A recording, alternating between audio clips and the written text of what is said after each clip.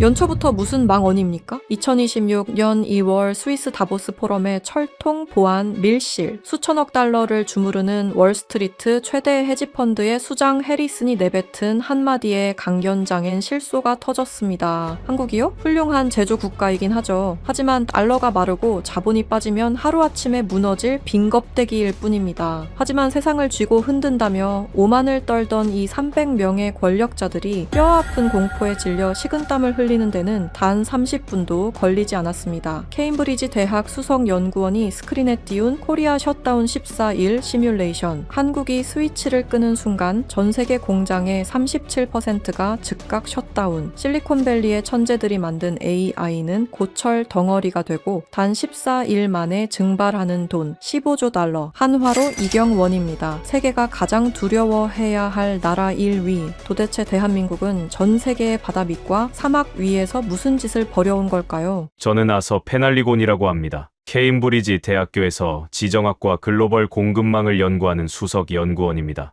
이 바닥에서는 꽤 오랫동안 데이터를 만져온 사람이죠. 그런 제가 오늘 여러분께 고백할 것이 하나 있습니다. 불과 몇 년 전까지만 해도 저는 한국을 철저히 오해하고 있었습니다. 수출로 먹고 사는 작은 나라, 강대국들의 품 사이에서 눈치를 봐야 하는 미국의 방패막이 정도로 생각했죠. 첨단 기술이 있다고는 하지만 결국 서방 세계가 짜놓은 거대한 판 위에서 움직이는 훌륭한 하청 공장이라고 믿었습니다. 학자로서 부끄럽지만 솔직히 말씀드립니다. 저는 대한민국을 완벽하게 과소평가했습니다. 아니, 오만하게도 그들의 진짜 힘을 보지 못했던 겁니다. 하지만 제가 완전히 틀렸습니다. 지난달 저는 스위스 다보스 포럼의 비공개 특별 세션에 연사로 초청받았습니다. 전 세계 상위 0.1%의 권력자들 300명이 모인 밀실이었죠. 유럽의 핵심 인프라 장관들, 월스트리트의 거대 헤지펀드 매니저들, 지능 아시아의 기술 관료들, 세상을 자신들이 쥐고 흔든다고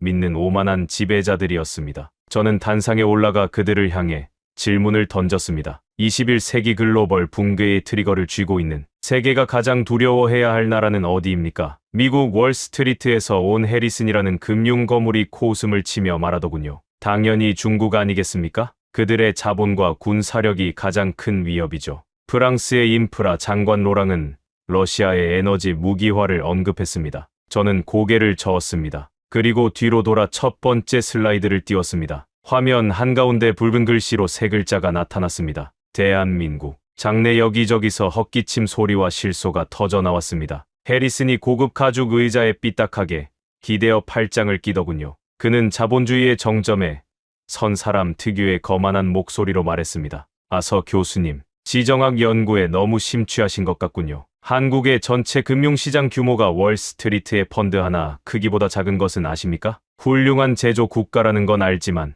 달러가 마르고 자본이 빠져나가면 하루아침에 무너지는 빈 껍데기일 뿐입니다. 저는 그 비웃음이 완전히 잦아들 때까지 조용히 기다렸습니다. 충분히 오만하게 놔두었습니다. 그래야 나중에 입을 다물 때 더 비참해지니까요. 저는 마이크를 고쳐 잡고 천천히 입을 열었습니다. 해리슨 씨, 네가 관리하는 그 수천억 달러의 돈이 지금 다 어디로 흘러가고 있습니까? 해리슨이 당당하게 대답했습니다. 당연히 AI와 클라우드 컴퓨팅이죠. 그것이 미래니까요. 저는 고개를 끄덕이며 다음 슬라이드를 띄웠습니다. 맞습니다. 월스트리트는 지금 인공지능에 천문학적인 자본을 쏟아붓고 있죠. 그런데 해리슨 씨, 그 거대한 AI 데이터 센터가 하루에 전기를 얼마나 집어삼키는지 단 한 번이라도 계산해 보셨습니까? 해리슨의 표정이 미묘하게 굳어지기 시작했습니다. 저는 화면을 가리켰습니다. 데이터 센터는 전기를 무한대로 먹어치우는 괴물입니다. 미국 본토의 낡은 전력망으로는 감당할 수 없죠.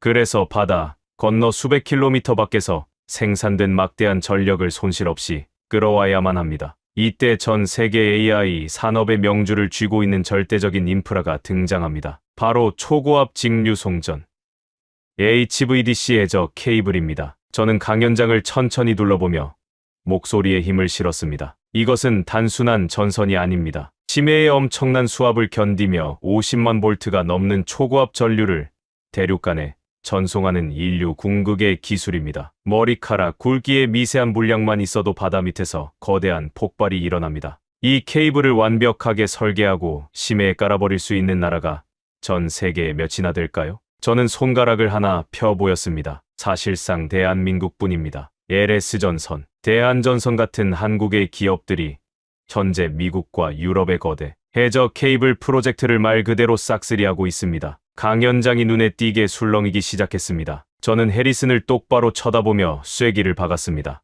해리슨 씨, 만약 내일 아침 한국이 이 해저 케이블 공급을 중단하면 어떻게 될까요? 미국 전역의 AI 데이터 센터 건설이 올스톱됩니다. 실리콘밸리의 천재들이 만든 최첨단 인공지능은 전기를 받지 못해 고철 덩어리가 됩니다. 네가 베팅한 그 잘난 수천억 달러의 가치가 단 하루 만에 휴지 조각이 되는 겁니다. 자본이 세상을 지배한다고요? 틀렸습니다. 한국이 바다 밑에 깔아놓은 저 굵은 핏줄이 없으면 당신들의 자본은 숨조차 쉴 수 없습니다. 해리스는 팔짱을 풀고 상체를 푹 숙였습니다. 그의 입가에 맴돌던 거만한 미소는 온데간데 없이 사라졌죠. 강연장에는 더 이상 얕은 비웃음도 어설픈 반박도 들리지 않았습니다. 오만했던 리더들이 한국이라는 거대한 인프라, 지배자 앞에 뼈아픈 현실을 직시하는 순간이었습니다. 하지만 여러분, 이것은 아주 작은 서막에 불과합니다. 데이터 센터의 불이 꺼지고 돈이 증발하는 것은 결국 자본의 문제일 뿐이니까요.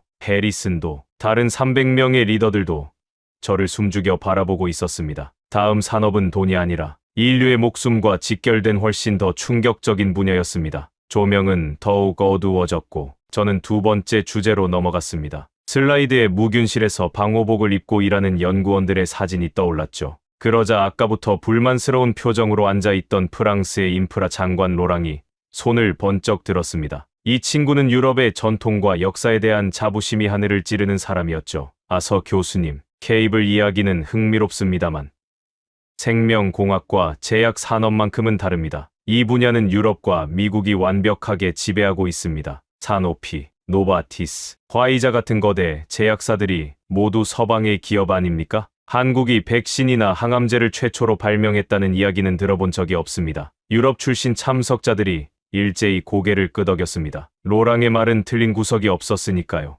신약 개발의 원천 기술은 분명 서구권에 집중되어 있었습니다. 저는 미소를 지으며 로랑에게 자리에 앉으라고 손짓했습니다. 로랑 장관님, 정확한 지적입니다. 신약의 설계도는 서양의 천재들이 그리는 것이 맞습니다. 그런데 제가 한 가지 묻고 싶군요. 천재적인 설계도가 있다고 해서 그것이 곧바로 수천만 명의 환자에게 투여할 수 있는 완벽한 약으로 변합니까? 로랑이 의아한 표정으로 저를 바라보았습니다. 저는 새 슬라이드를 띄웠습니다. 거대한 은빛 배양기들이 수십 미터 높이로 도열해 있는 압도적인 규모의 공장 내부 사진이었습니다. 여러분, 바이오 CDMO, 즉 위탁 개발 생산이라는 개념을 아셔야 합니다. 현대의 표적 항암제나 mRNA, 백신은 과거의 알약처럼 기계로 뚝딱 찍어내는 것이 아닙니다. 살아있는 미생물과 세포를 다루는 인류 역사상 가장 예민하고 까다로운 공정이죠. 단 0.1도의 온도 변화, 공기 중에 미세한 먼지 하나만 들어가도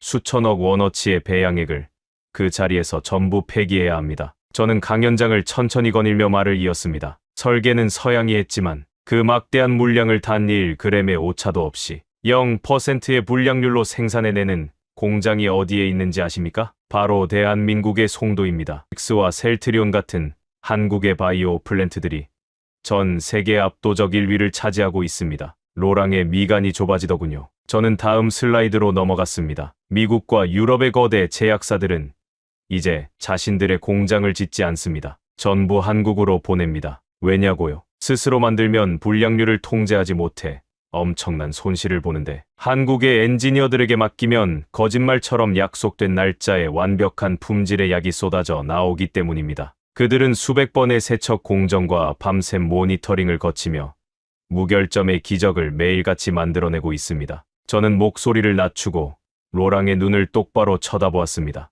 로랑 장관님, 만약 내일 당장 한국의 바이오 플랜트들이 생산 라인을 멈추면 어떻게 될까요? 전 세계 중증 환자들에게 투여될 항암제와 필수 백신의 40%가 즉시 시장에서 사라집니다. 유럽의 병원들은 환자들에게 줄 약이 없어 발을 동동 구르게 될 것이고 당신들이 자랑하는 그 위대한 신약 설계도는 그저 휴지 조각이 되어 서랍 속에서 썩어갈 것입니다. 누군가 볼펜을 바닥에 떨어뜨리는 소리가 적막한 강연장에 크게 울려 퍼졌습니다. 로랑은 입술을 굳게 다문 채 화면의 은빛 배양기들만 뚫어져라 응시했습니다. 그의 얼굴에는 명백한 두려움이 스치고 지나갔습니다. 한국은 단순히 약을 대신 만들어주는 하청업체가 아닙니다. 그들은 인류의 생명이 달린 저울을 직접 쥐고 있는 생존의 마스터키입니다. 한국이 멈추면 전 세계의 환자들이 숨을 거둡니다. 강연장에는 숨소리조차 들리지 않았습니다. 오만했던 글로벌 리더들의 이마에는 식은땀이 흐르고 있었죠. 자본의 붕괴에 이어 생명의 통제권마저 한국에 있다는 사실에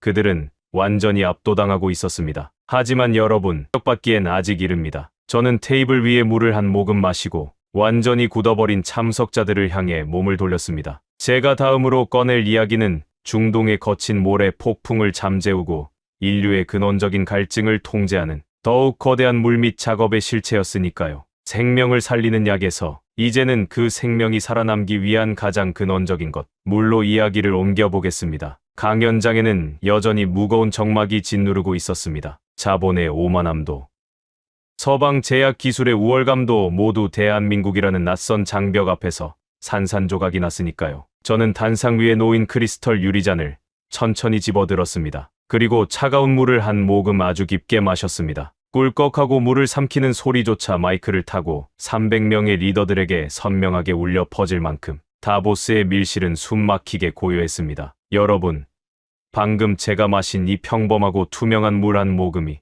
지구 반대편 누군가에게는 피보다 비싼 생존의 문제라는 것을 아십니까? 제가 잔을 내려놓으며 묻자 강연장 맨 앞줄에 앉아있던 한 남자가 헛기침을 하며 자세를 고쳐 앉았습니다. 중국에서 온 신흥기술 관료이자 거대 인프라 프로젝트의 총책임자인 지시안이었습니다. 그는 최근 20년간 중국이 전 세계를 무대로 뻗어나간 막강한 자본력과 건설, 굴기에 대해 엄청난 자부심을 가진 인물이었습니다. 지시안이 마이크를 끌어당기며 날카로운 목소리로 반박했습니다. 서 교수님, 한국의 첨단 부품 제조 능력은 저도 인정합니다. 하지만 전 지구적인 생존의 문제, 즉 거대한 대륙을 개조하고 수천만 명을 먹여 살리는 인프라 건설이라면 이야기가 다릅니다. 그 분야의 절대적인 1위는 단연코 중국입니다. 우리는 1대1로 프로젝트를 통해 아프리카와 중동, 남미에 이르기까지 거대한 항구와 철도, 댐을 건설해왔습니다. 압도적인 자본과 수백만 명의 노동력을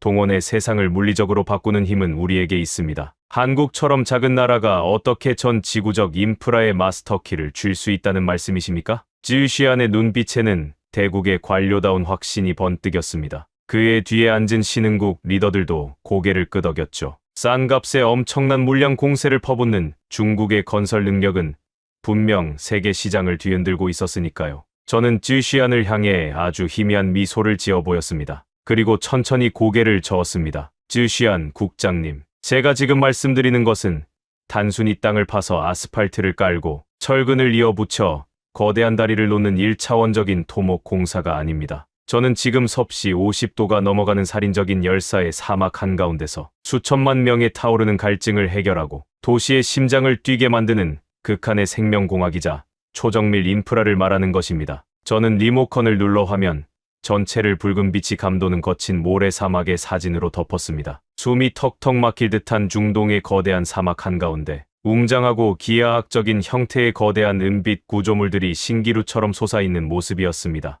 해수담 수화 플랜트, 바닷물을 끌어올려 인간이 마실 수 있는 생명수로 바꾸는 거대한 연금술의 현장입니다. 중동의 부유한 왕족들이 짓고 있는 최첨단 스마트 시티들이 존재할 수 있는 유일한 전제 조건이 바로 이 식수의 확보입니다. 물이 없으면 수조 원을 들인 유리 빌딩도 그저 뜨거운 무덤에 불과하니까요. 저는 강연장의 조명을 한 단계 더 어두워지게 만들며 말을 이었습니다. 바닷물에서 소금기를 완벽하게 걸러내는 역삼 투합 방식은 상상을 초월하는 기술력을 요구합니다. 엄청난 수압으로 바닷물을 밀어내어 머리카락, 굵기의 수만 분의 1 크기인 미세한 멤브레인 필터를 통과시켜야 하죠. 이 과정에서 배관의 두께, 압력의 분산, 단 0.1mm의 틈새조차 허용하지 않는 완벽한 용접 기술이 필요합니다. 지시안 국장님, 몇 년 전 귀국의 구경, 건설사가 중동에서 가장 큰 해수담 수화 프로젝트를 초저가로 수주했던 사건을 기억하십니까? 지시안의 표정이 순간적으로 굳어지는 것을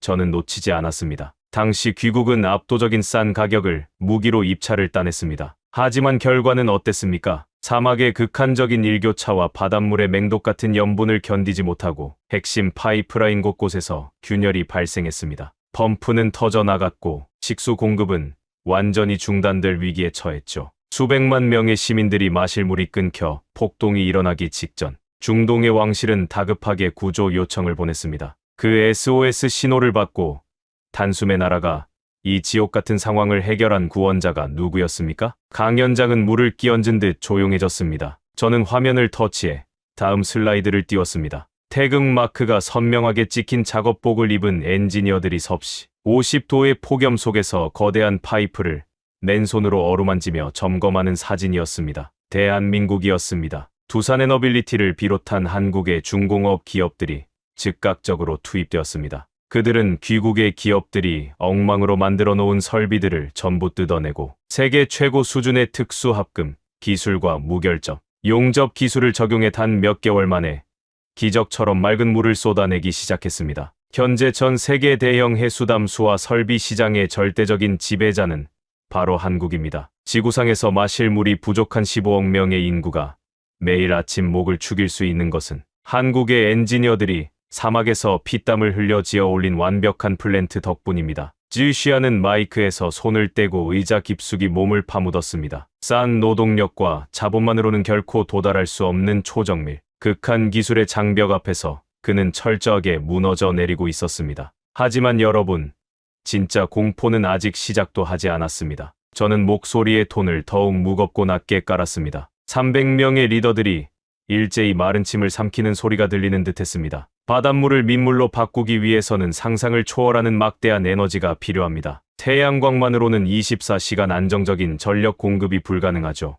그래서 중동의 왕족들과 전 세계 리더들은 지금 완벽하게 새롭고 안전한 에너지원을 갈망하고 있습니다. 바로 차세대 소형 모듈 원전 SMR입니다. 화면에는 일반 원자력 발전소보다 훨씬 작지만 고도로 집적된 미래형 원자로의 렌더링 이미지가 나타났습니다. 빌 게이츠를 비롯한 서방의 억만장자들이 수십조 원을 쏟아부으며 SMR의 청사진을 그리고 있습니다. 그들은 설계도면 위에서 세상을 바꿀 혁신을 논하고 있죠. 하지만 여러분, 컴퓨터 모니터 화면에 그려진 완벽한 설계도가 현실, 세계의 거대한 강철 원자로로 저절로 변합니까? 섭씨 수천도의 열과 방사능을 완벽하게 통제해야 하는 단일 구조물, 틈새 하나 없이 거대한 특수 강철을 통째로 깎고 벼려서 만들어내야 하는 이 미친 짓에 가까운 제조 공정을 도대체 누가 할 수 있습니까? 저는 손가락으로 화면의 가장 깊숙한 곳을 가리켰습니다. 전 세계를 다 뒤져보십시오. 단 한 번의 프레스 스위치를 눌러 수만 톤의 강철을 떡 주무르듯 찍어내고 엑스레이로 수천 번을 투시해도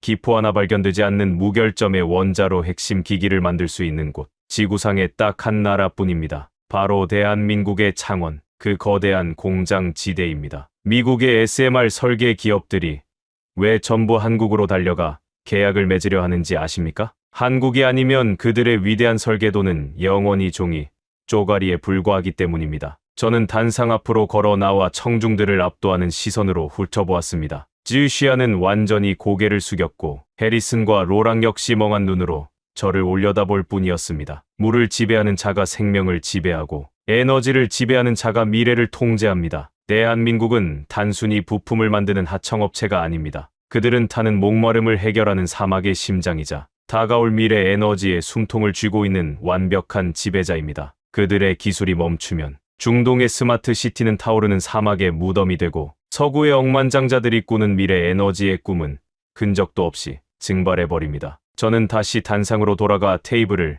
양손으로 짚고 상체를 굽혔습니다. 강연장의 공기는 터질 듯이 팽팽하게 당겨져 있었습니다. 자, 지금까지는 한국이 세상을 어떻게 움직이고 있는지에 대한 아주 단편적인 조각들에 불과했습니다. 통신망의 핏줄, 생명의 백신, 사막의 심장까지 이 모든 것을 완벽하게 쥐고 있는 대한민국이 만약 내일 아침 지구상에서 단 14일 동안 완전히 가동을 멈춘다면 전 세계에 어떤 끔찍한 연쇄 붕괴가 일어날까요? 저는 펜을 들어 슬라이드를 검은 화면으로 전환했습니다. 오직 화면 중앙에 깜빡이는 붉은색 타이머만이 불길하게 남았습니다. 지금부터 여러분의 오만함을 철저하게 부숴버릴 지옥의 시뮬레이션을 시작하겠습니다. 코리아 셧다운 14일, 여러분의 세계가 어떻게 붕괴하는지 두 눈으로 똑똑히 지켜보십시오. 강연장의 모든 조명이 일제히 꺼졌습니다. 칠흑 같은 어둠 속에서 오직 제 뒤에 있는 거대한 스크린만이 섬뜩한 붉은 빛을 뿜어내고 있었죠. 화면 중앙에는 공포 영화의 한 장면처럼 000000이라는 거대한 디지털 타이머가 멈춰 있었습니다. 300명의 글로벌 리더들은 약속이나 한 듯 숨을 죽였습니다. 넥타이를 풀어 헤친 해리슨도, 이마에 식은땀이 맺힌 쯔시안과 로랑도 그 붉은 숫자의 시선을 고정하고 있었습니다. 저는 무대 중앙으로 천천히 걸어 나갔습니다. 구두굽이 바닥에 부딪히는 소리만이 강연장의 정막을 깨뜨렸습니다. 지금부터 전 세계의 심장이 멎어 들어가는 14일간의 카운트다운을 시작하겠습니다. 원인은 묻지 않겠습니다. 전쟁일 수도, 대규모 자연재해일 수도, 혹은 전대미문의 사이버 테러일 수도 있죠. 중요한 것은 단 하나. 대한민국의 모든 공장과 항구, 그리고 연구소의 불이 동시에 꺼졌다는 사실입니다. 시뮬레이션을 가동합니다. 제가 손에 쥔 리모컨의 버튼을 누르자 화면에 붉은 숫자가 미친 듯이 돌아가기 시작했습니다. 디데이 셧다운 24시간 후 한국의 기흥, 평택, 청주, 그리고 화성의 거대한 반도체 라인이 멈춥니다. 여러분, 현대의 글로벌 공급망은 철저하게 재고를 남기지 않는 저스트 인 타임 방식으로 돌아갑니다. 부품이 생산되는 즉시 비행기와 배에 실려 조립 공장으로 날아가죠. 한국의 메모리 반도체 공급이 끊겼다는 경보가 울리자마자 미국의 스마트폰 본사와 전기차 기가 팩토리에는 초비상이 걸립니다. 하지만 이때까지만 해도 월스트리트의 해리슨 씨 같은 분들은 가벼운 해프닝 정도로 생각할 겁니다. 주식 시장은 일시적인 공급망 교란으로 판단하고 겨우일 2%의 하락만을 보일 테니까요. 전 세계 언론은 한국발 공급 차질이라는 제목의 기사를 내보내지만 어느 누구도 이것이 진짜 지옥의 시작이라는 것을 알지 못합니다. 타이머의 숫자가 빠르게 넘어가며 72시간을 가리켰습니다. 스크린에는 붉은색 경고등이 번쩍이는 실리콘밸리의 거대한 서버실이 나타났습니다. 셧다운 72시간 후 3일 차입니다. 본격적인 피를 흘리기 시작하는 단계죠. 세계 최대의 AI 칩 제조사의 최고 경영자는 창백해진 얼굴로 비상회의를 소집합니다. 한국에서 HBM,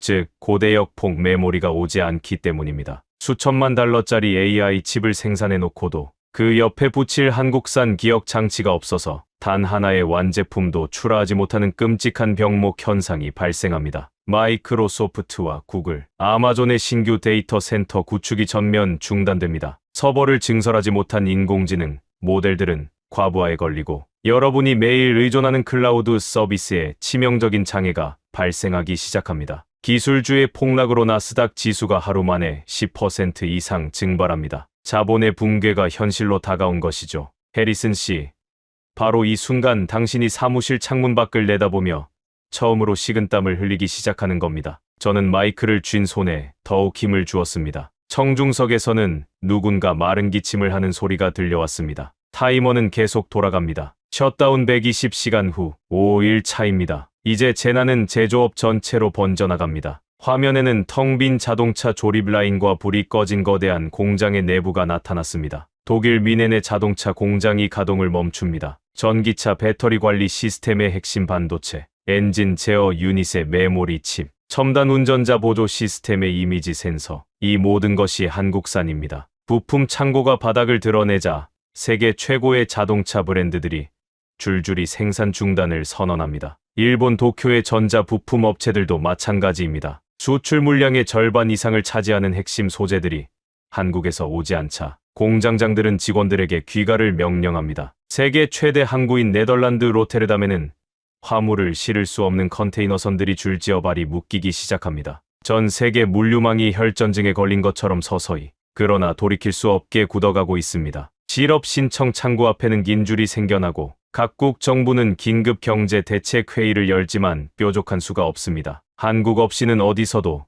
대체제를 구할 수 없기 때문입니다. 타이머가 다시 빠르게 돌아갔습니다. 168시간이라는 숫자가 붉게 빛났습니다. 셧다운 168시간 후 7일 차입니다. 이제 재난은 가상 공간을 넘어 물리적인 세계를 파괴하기 시작합니다. 화면에는 거센 파도가 치는 북해의 해상 풍력 단지와 암흑에 휩싸인 유럽의 도시가 번갈아 나타났습니다. 영국과 북유럽을 잇는 거대한 해저, 케이블망의 원인을 알 수 없는 과부하가 발생합니다. 평소 같으면 한국의 특수 유지 보수 선박이 출동해 단숨에 수압을 견디며 케이블을 복구했겠지만 지금 한국의 항구는 굳게 닫혀 있습니다. 유럽의 낡은 전선 기업들은 심해로 내려갈 기술도 여분의 특수 케이블도 없습니다. 결국 런던과 파리 일부 지역의 순환 정전이 시작됩니다. 도시의 신호등이 꺼지고 병원의 비상발전기가 돌아갑니다. 지하철이 터널 한가운데서 멈추고 수만 명의 시민들이 암흑 속에 갇힙니다. 냉동 창고에 전원이 나가자 유통기한이 있는 식품들이 썩어가기 시작하고 슈퍼마켓 앞에는 생필품을 사재기하려는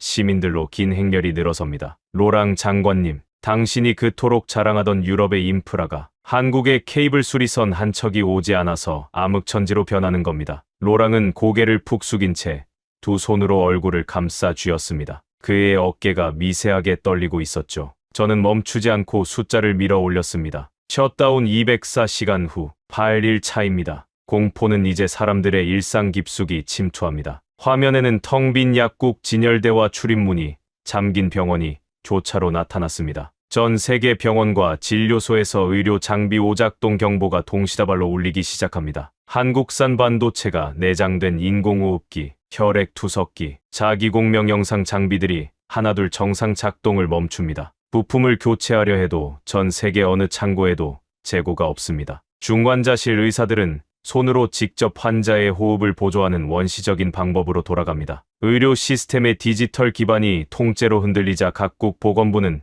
비필수 수술을 전면 연기하고 응급 환자 외에는 병원 입원 자체를 제한하는 초강수를 둡니다. 사람들은 이제 경제 뉴스보다 생존의 문제를 걱정하기 시작합니다. 불과 여드레 전까지 주식 수익률을 논하던 사람들이 이제 식수와 의약품을 걱정하는 세상이 된 겁니다. 저는 청중들의 안색이 하나같이 창백해지는 것을 똑똑히 바라보며 말을 이었습니다. 셧다운 240시간 후 10일 차입니다. 이번에는 중동과 의료계의 비명 소리입니다. 화면에 쩍쩍 갈라진 중동의 붉은 사막과 텅 빈 병원의 약국 진열대가 겹쳐졌습니다. 중동의 섭씨 50도 폭염 속에서 낡은 해수담수와 플랜트의 핵심 펌프가 터져버립니다. 한국의 엔지니어들이 공급해주던 초정밀 교체 부품이 끊긴 탓입니다. 하루 수백만 톤의 식수를 뿜어내던 파이프가 말라붙습니다. 두바이와 아부다비의 화려한 마천루에서는 변기 물조차 내릴 수 없는 끔찍한 물 배급 사태가 벌어집니다. 왕실의 경호원들이 대형 트럭에 생수통을 싣고 도심을 누비지만 수십만 명의 갈증을 채우기에는 턱없이 부족합니다. 길거리에서 쓰러지는 노약자들이 속출하고 이민 노동자들은 짐을 꾸려 공항으로 달려가지만 항공편마저 줄줄이 취소되고 있습니다. 쯔시안 국장님, 당신네 건설사들이 지어놓은 껍데기만 남은 도시에서 사람들이 목말라 쓰러지는 겁니다. 그뿐만이 아닙니다. 한국 송도의 바이오 플랜트에서 선적되어야 할 70여 종의 표적 항암제와 희귀병 치료제 수출이 막힙니다. 스위스와 미국의 거대 제약사들은 발만 동동 구를 뿐 자체 생산 라인이 없어 발주를 취소합니다. 전 세계 암병동에서 수술과 항암 치료가 무기한 연기됩니다. 환자들의 숨통이 조여오는 소리가 들리십니까? 강연장의 공기는 무겁다 못해 질식할 것 같았습니다. 300명의 리더들은 마치 자신들이 그 사막 한가운데 버려지거나 암흑 속의 병원에 갇힌 듯 헐떡이고 있었습니다. 저는 타이머의 마지막 숫자를 향해 달려갔습니다. 마침내 셧다운 336시간 후 정확히 14일 차의 아침이 밝았습니다. 화면의 타이머가 336.0000에서 멈추고 빛빛 같은 붉은색으로 전멸했습니다. 전 세계 스마트폰과 전기차 공장의 가동률은 20% 미만으로 곤두박질칩니다. 대양을 건너야 할 액화 천연가스 운반선들은 한국의 조선소에서 완성되지 못한 채 고철처럼 방치되어 유럽은 최악의 에너지, 대란과 살인적인 추위에 직면합니다. 각국 정상들은 긴급 화상회의를 열고 손가락질을 해대지만 어느 나라도 해법을 내놓지 못합니다. 한국을 대체할 나라가 지구상에 단 한 곳도 없기 때문입니다. 글로벌 주식 시장에서는 단 2주 만에 15조 달러, 한화로 2경 원이 넘는 천문학적인 돈이 허공으로 사라졌습니다. 글로벌 경제의 심폐소생술이 완전히 중단된 것입니다. 이것이 당신들이 하청업체라고 무시했던 작은 나라, 대한민국이 전 세계에 걸어놓은 보이지 않는 목줄의 실체입니다. 단 14일, 그들이 스위치를 끄면 당신들의 찬란한 제국은 이토록 허망하게 붕괴합니다. 아직도 그들을 체스판 위에 말이라고 생각하십니까? 서방의 원조와 일본의 기술을 운 좋게 베껴서 덩치를 키운 졸부, 그것이 켄지로를 비롯한 수많은 선진국, 엘리트들이 속으로 품고 있던 대한민국에 대한 가장 오만하고 얄팍한 방어기제였습니다. 자신들이 지배하던 세상의 질서가 무너지는 것을 인정하기 싫었기 때문입니다. 켄지로 소장님, 운이라고 하셨습니까? 일본처럼 미국의 완벽한 해구산 아래서 평화롭게 기술을 연마하고 세계의 모범생으로 자라며 부를 축적한 나라의 학자다운 참으로 순진하고 배부른 투정이군요. 당신들이 미국의 우산 아래서 따뜻한 비단길을 걷고 있을 때 대한민국은 피비린내 나는 냉전의 최전선에서 목숨을 걸고 생존의 외줄타기를 해야 했습니다. 그들은 강대국이 던져주는 부스러기에 만족하지 않았습니다. 스스로 판을 뒤엎고 아무도 상상하지 못한 세계의 이면을 뚫고 들어간 미친 설계자들이 있었기 때문입니다. 시간을 거슬러 올라가 보죠. 70년대 후반, 세계는 미국을 위시한 자유 진영과 소련이 이끄는 공산 진영으로 완벽하게 반토막이 나 있었습니다. 그 숨막히는 냉전의 한복판에서 극도의 가난과 전쟁의 상흔에 시달리던 남한은 철저하게 고립된 섬이었습니다. 북쪽은 막혀 있었고 그들이 교역할 수 있는 나라는 서방의 몇몇 국가로 철저히 제한되어 있었죠. 당시 서방의 경제학자들은 한국의 성장이 곧 한계에 부딪힐 것이라고 조롱했습니다. 시장이 좁고 자원이 없었으니까요. 그런데 그 절망적인 시기, 아무도 보지 못했던 거대한 체스판의 이면을 꿰뚫어본 한 남자가 있었습니다. 한국의 거대 그룹을 맨손으로 일궈낸 불세출의 기업가. 우리는 그를 정 회장이라고 부릅니다. 정 회장은 조선소를 짓기 위해 500원짜리 지폐 한 장에 그려진 거북선을 보여주며 영국에서 차관을 빌려온 전설적인 일화로 유명하죠. 하지만 서방 세계가 모르는 그의 진짜 무서운 점은 따로 있었습니다. 그는 단순한 장사꾼이 아니었습니다. 세상을 통째로 읽어내는 지정학적 천재이자 국가의 명운을 걸고 도박을 벌이는 승부사였죠. 유럽의 화약고라 불리는 발칸반도, 그 중에서도 동국원의 해가였던 유고슬라비아가 붉게 칠해져 있었습니다. 70년대 말, 정 회장은 지도를 펼쳐놓고 세계를 분석했습니다. 한국이 서방 세계의 하청 공장으로 남지 않으려면 어떻게 해야 하는가? 답은 하나였습니다. 제3세계. 그리고 철의 장막 너머의 공산권 국가들로 시장을 뚫어야만 했습니다. 하지만 당시 한국은 철저한 반공 국가였습니다. 공산 국가와 접촉하는 것만으로도 국가보안법으로 목숨을 잃을 수 있는 엄혹한 시대였죠. 게다가 미국이 두 눈을 시퍼렇게 뜨고 감시하고 있었습니다. 그런데 정 회장은 그 누구도 상상하지 못한 미친 짓을 계획합니다. 정 회장의 시선이 멈춘 곳은 바로 유고슬라비아였습니다. 당시 유고슬라비아는 요시프 브로즈 티토라는 강력한 지도자 아래 소련의 간섭을 거부하고 독자적인 노선을 걷는 비동맹 운동의 맹주였습니다. 아프리카와 남미, 중동의 수많은 제3세계 국가들이 유고슬라비아를 따르고 있었죠. 정 회장은 직감했습니다. 유고슬라비아의 심장부를 뚫으면 전 세계 절반의 시장으로 들어가는 거대한 비밀 통로가 열릴 것이라고 말입니다. 하지만 유고슬라비아는 북한과 외교 관계를 유지하는 적성국이었습니다. 남한의 기업인이 그들과 접촉한다는 것은 행위나 다름없었죠. 그러나 정 회장은 멈추지 않았습니다. 그는 스위스와 오스트리아의 중립국 비밀 계좌를 통해 당시 성장의 한계를 느끼기 시작하던 유고슬라비아 정부에 접근했습니다. 그리고 미국 중앙정보국과 한국 정보부의 눈을 피해 극비리의 베오그라드의 밀실에서 유고슬라비아의 고위 관료들과 마주 앉았습니다. 유고슬라비아의 경제장관은 정 회장을 경계하며 물었습니다. 당신네 남한은 미국의 꼭두각시 아니오? 왜 우리 같은 사회주의 국가를 돕겠다는 거요? 북한이 알면 당장 외교적 마찰이 일어날 텐데 무슨 꿍꿍이요? 그러자 정 회장은 테이블 위로 상체를 쑥 내밀며 호탕하게 웃었다고 합니다. 그리고 이렇게 말했죠. 이보시오 장관. 이념, 사상, 내 눈에는 그딴 거 하나도 안 보입니다. 내 눈에 보이는 건 당신 나라가 지금 새로운 도약을 원한다는 것, 그리고 우리 대한민국은 앞으로 물건을 팔아야 할 거대한 시장이 필요하다는 것뿐이요. 미국이 무서워서 세계의 절반을 포기한다면 우리나라는 영원히 가난한 변방의 하청업체로 늙어 죽을 겁니다. 나는 오늘 당신들에게 천문학적인 자금 지원과 인프라, 기술을 아무런 정치적 조건 없이 제공하겠소. 대신 당신들이 이끄는 비동맹 국가들의 거대한 문을 우리에게 열어주시오. 우리는 지금 새로운 세계의 파이프라인을 뚫고 있는 겁니다. 미국과 서방의 허락 없이는 단 한 발자국도 움직이지 못했던 일본의 관점에서는 이념의 벽을 돈과 배짱으로 때려 부수고 적진의 심장부에 파이프라인을 꽂아버린 한국 기업인의 야성이 도저히 이해되지 않았을 것입니다. 정 회장의 이 비밀스러운 자금 지원과 물밑 외교는 대성공이었습니다. 유고슬라비아는 한국의 막대한 자금력과 실행력에 경악했고 그들의 신용을 절대적으로 신뢰하게 되었습니다. 이 은밀한 거래를 시작으로 한국은 비동맹 국가들 사이에 엄청난 신용을 쌓았고 훗날 냉전이 종식되기도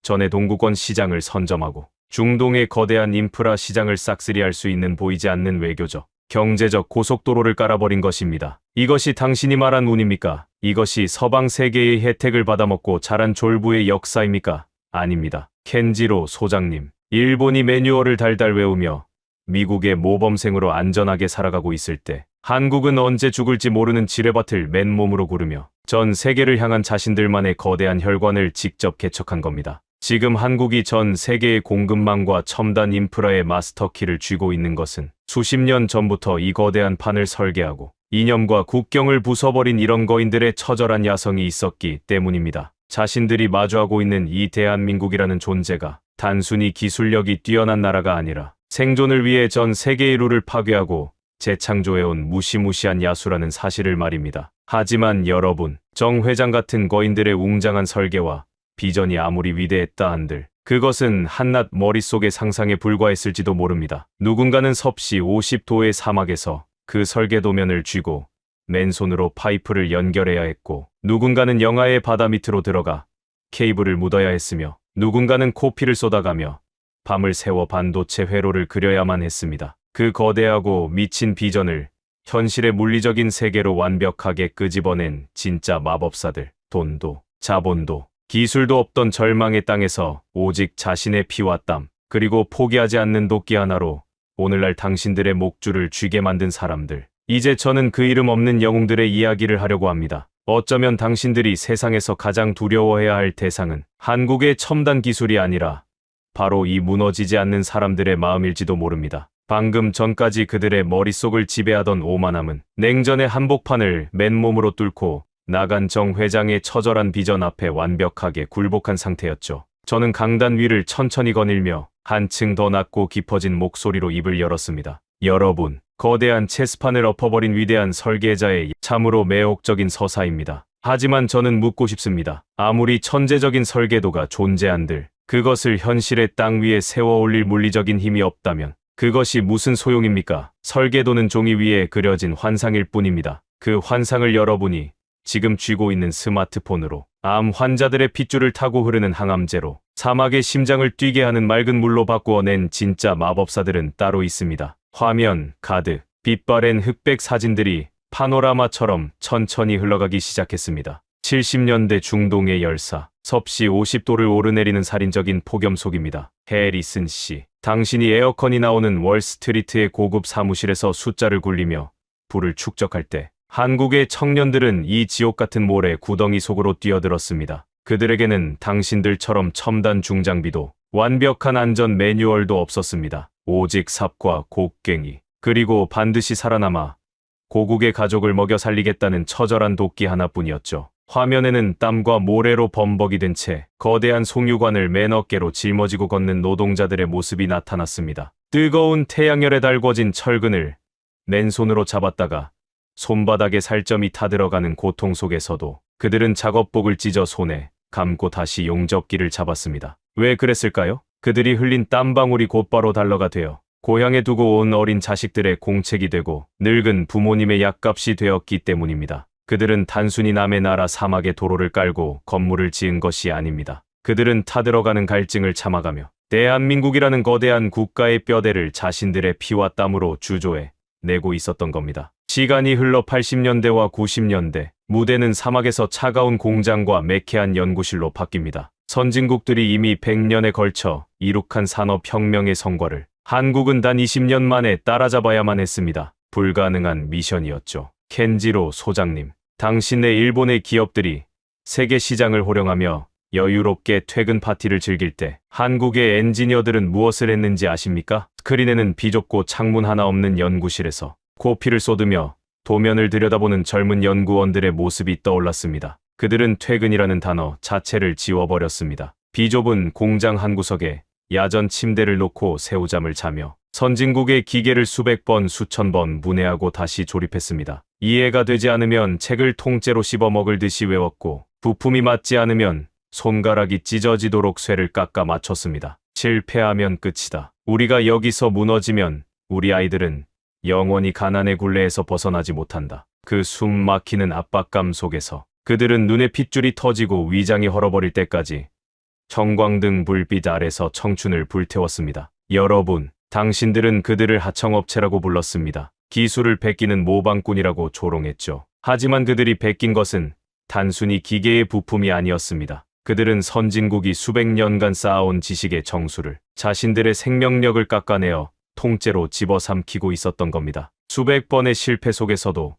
결코 주저앉지 않는 그 지독한 근성. 한 번 목표를 정하면 바위라도 뚫어버리는 무서운 집념. 그것이 바로 자원도 없던 잿빛의 땅을 오늘날 세계 최고의 첨단 기술 제국으로 탈바꿈시킨 가장 강력하고 무서운 무기였습니다. 300명의 권력자들은 마치 죄인처럼 고개를 숙이거나 화면 속 굳은 살 박인 노동자들의 손에서 눈을 떼지 못하고 있었습니다. 해리슨 씨, 당신이 투자한 인공지능이 오늘 완벽하게 작동하는 이유는 수십 년 전부터 단 한 치의 오차도 허락하지 않고 밤낮 없이 회로를 깎아온 그들의 굳은 살 박인 손끝이 있었기 때문입니다. 로랑 장관님, 유럽의 환자들이 생명을 연장할 수 있는 이유는 무균실에서 단 한 알의 먼지도 허용하지 않으려 숨죽여 일하는 한국의 연구원들이 당신들을 대신에 책임을 짊어지고 있기 때문입니다. 쯔시안 국장님, 당신이 꿈꾸는 화려한 인프라의 뼈대는 섭씨 50도의 사막에서 쓰러져 가면서도 용접의 불꽃을 꺼뜨리지 않았던 그 이름 없는 영웅들의 희생 위에서만 성립할 수 있는 것입니다. 강연장에는 그 어떤 변명도 오만함도 남지 않았습니다. 저는 목소리를 완전히 낮추어 마치 그들의 영혼 깊은 곳에 속삭이듯 말했습니다. 명문 대학의 화려한 졸업장도 없었습니다. 세상을 움직인다는 월스트리트의 거대한 자본도 없었습니다. 하지만 그들에게는 가족을 굶기지 않겠다는 가장 원초적이고 숭고한 책임감이 있었고, 내 나라는 내가 살린다는 뜨거운 피가 있었습니다. 무너지면 다시 일어서고 부서지면 다시 이어붙이며 결국 당신들이 세워놓은 그 오만한 기술의 장벽을 맨주먹으로 산산조각 낸 사람들. 저는 오늘 이 자리에서 감히 선언합니다. 저는 잠시 숨을 고르며 다보스의 밀실을 가득 채운 침묵을 들이마셨습니다. 지구상에서 가장 강한 자본은 달러가 아닙니다. 가장 무서운 무기는 핵미사일이 아닙니다. 이 세계를 진정으로 움직이고 통제하는 가장 압도적인 힘은 결코 포기라는 단어를 모르는 대한민국 사람들의 그 꺾이지 않는 마음입니다. 당신들은 그들의 기술을 샀다고 착각하지만 사실 당신들은 그들의 피와 땀에 철저하게 의존하고 기대어 살아가고 있는 것입니다. 자신들이 마주한 것은 단순한 경제 강국이 아니라 수십 년의 피눈물로 다져진 결코 무너뜨릴 수 없는 거대한 인간의 요새라는 사실을 말입니다. 이제 길고 길었던 그리고 가장 충격적이었던 이 강연의 마침표를 찍을 시간이 다가오고 있었습니다. 세계의 지배자들이라고 자부하던 저 오만한 권력자들이 결국 이 강연의 끝에서 대한민국이라는 이름 앞에 어떤 표정을 짓게 될지, 그리고 지금 이 시대의 세계가 진정으로 어떤 질서 위에 놓여 있는지, 저는 그 마지막 진실의 문을 열 준비를 마쳤습니다. 이제는 마이크의 힘을 빌리지 않고 제 온전한 육성으로 이 오만한 지배자들의 심장에 마지막 진실을 박아 넣을 차례였습니다. 여러분이 처음 이 강연장에 들어왔을 때 마주했던 그 극비 문서의 제목을 기억하십니까? 21세기 글로벌 붕괴의 트리거, 세계가 가장 두려워해야 할 나라. 저는 이제 지정학을 연구하는 학자의 양심을 걸고 그 오만하고 폭력적인 문장을 완벽하게 정정하려고 합니다.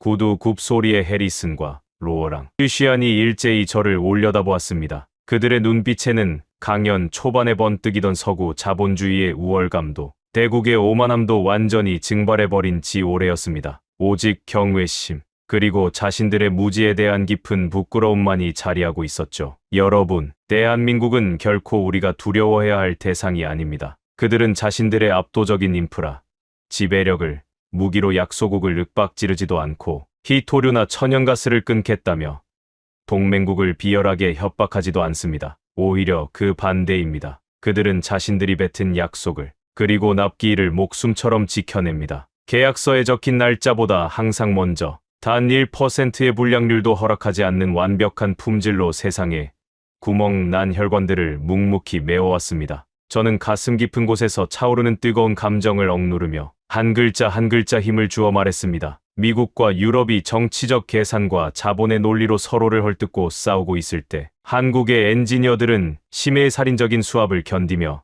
대륙의 전력망을 이었습니다. 선진국들이 불량률을 핑계로 백신 생산을 포기할 때 그들은 무균실에서 밤을 새우며 인류를 구원할 생명수를 뽑아냈습니다. 자본주의의 늑대들이 모니터 앞에 숫자 노름에 빠져 있을 때 그들은 섭씨 50도의 사막에서 맨몸으로 용접기를 들고 타들어가는 세계의 갈증을 해결했습니다. 한국이 스위치를 끄면 전 세계가 멈추는 이유는 그들이 세계를 인질로 잡고 있어서가 아닙니다. 그들이 너무나 오랫동안, 너무나 완벽하고 성실하게 당신들을 대신하여 이 세계의 가장 험난하고 치명적인 심장부를 군말 없이 뛰게 만들고 있었기 때문입니다. 그들이 흘린 땀방울 하나하나가 모여 지금 당신들이 서 있는 이 안락하고 거대한 문명의 바닥을 지탱하고 있는 것입니다. 저는 양팔을 천천히 벌리며 다보스 포럼의 모든 참석자들을 품에 안듯 강연장을 둘러보았습니다. 지금 이 순간 대한민국의 진짜 이름은 글로벌 붕괴의 트리거가 아닙니다. 언제 무너질지 모르는 이 위태로운 세계를 가장 밑바닥에서 말없이 지탱하고 있는 인류에게 남은 단 하나의 그리고 완벽하게 대체 불가능한 거대한 기둥입니다. 당신들은 그들을 하청업체라 부르며 지배한다고 착각했지만 진실은 당신들이 철저하게 그들에게 의지하고 기대어 살아남고 있었던 것입니다. 부디 그 착각에서 깨어나십시오. 그리고 그들의 위대한 헌신에 이제는 당신들이 고개를 숙일 차례입니다. 9시 36분 저는 말을 마치고 꼿꼿하게 서서 300명의 청중을 향해 아주 깊고 정중하게 고개를 숙여 인사했습니다. 그리고 묵묵히 단상에서 걸어 내려왔습니다. 강연장에는 무서운 정막이 흘렀습니다. 1초, 5초, 10초. 누군가 기침조차 하지 못하는 완벽한 고요함이었습니다. 너무나도 거대하고 충격적인 진실 앞에서 세계의 지배자들은 어떤 표정을 지어야 할지조차 잊은 듯했습니다. 그때였습니다. 강연장 오른쪽 구석에서 덜컹 하고 의자가 밀리는 소리가 들렸습니다. 고개를 들어보니 방금 전까지 한국은 운이 좋은 졸부일 뿐이라며 핏대를 세우고 발악했던 일본의 켄지로 소장이었습니다. 그는 자리에서 천천히, 아주 천천히 일어났습니다. 그의 주름진 두 눈에는 어느새 붉은 눈물이 맺혀 있었고 그의 앙다문 입술은 미세하게 떨리고 있었습니다. 켄지로는 허공을 향해 두 손을 천천히 들어 올리더니 무겁고도 분명한 소리로 박수를 치기 시작했습니다. 분노나 조소가 아니었습니다. 그것은 평생을 일본의 우월감 속에 갇혀 살았던 한 노학자가 마침내 자신들이 절대 넘볼 수 없는 거대한 산맥을 마주하고 바치는 완전한 굴복이자 가장 순수한 존경의 표시였습니다. 그 묵직한 박수 소리는 마치 마법처럼 강연장의 공기를 깨뜨렸습니다. 맨 앞줄에 앉아 고개를 푹 숙이고 있던 유럽의 콧대 높은 인프라 장관 로랑이 벌떡 일어났습니다. 그는 눈물을 훔치며 켄지로를 따라 힘차게 박수를 쳤습니다. 이어서 중국의 거대 인프라를 지휘하던 쯔시안 국장이 일어났고 월스트리트의 오만한 자본가 해리슨마저 넥타이를 거칠게 고쳐매며 자리에서 일어나 두 손을 부딪히기 시작했습니다. 1명,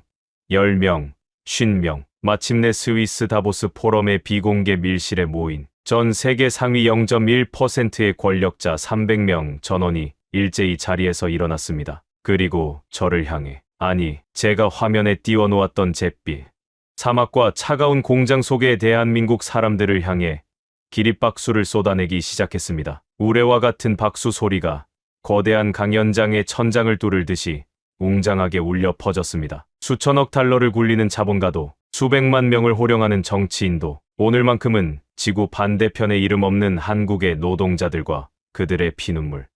나는 서사 앞에 철저하게 무릎을 꿇고 환호를 보내고 있었습니다. 저는 무대 한편에 서서 그 믿을 수 없는 장관을 조용히 지켜보았습니다. 가슴 속에서 억누를 수 없는 뜨거운 덩어리가 울컥하고 치밀어 올랐습니다. 폐허의 잿더미 위에서 시작해 오직 꺾이지 않는 마음 하나로 세상의 룰을 부수고 올라온 나라. 강대국들의 오만함을 기립박수로 바꾸어낸 나라. 그 눈부시고 잔인했던 기적의 시간이 지금 300명에 쏟아지는 박수갈채 속에서 완벽한 승리로 빛나고 있었습니다. 여러분, 지금까지 케임브리지 대학 아서 페널리곤 연구원의 다보스 강연을 함께 보셨습니다. 전 세계의 저 케이블 사실상 한국이 독점. 전 세계 백신과 항암제 40%를 한국이 만든다. 한국이 14일만 멈추면 15조 달러가 사라진다. 하지만 이 숫자 뒤에는 사람이 있었습니다. 50도 사막에서 손이 타들어가도 용접기를 놓지 않았던 사람. 코피 흘리며 밤을 새운 연구원. 아무도 몰라줄 때 묵묵히 조용히. 그리고 마침내 세계 권력자 300명이 모두 일어나 박수를 쳤습니다. 이 이야기가 가슴 한켠을 뜨겁게 했다면 댓글에 자랑스럽다 한 문장만 남겨주십시오.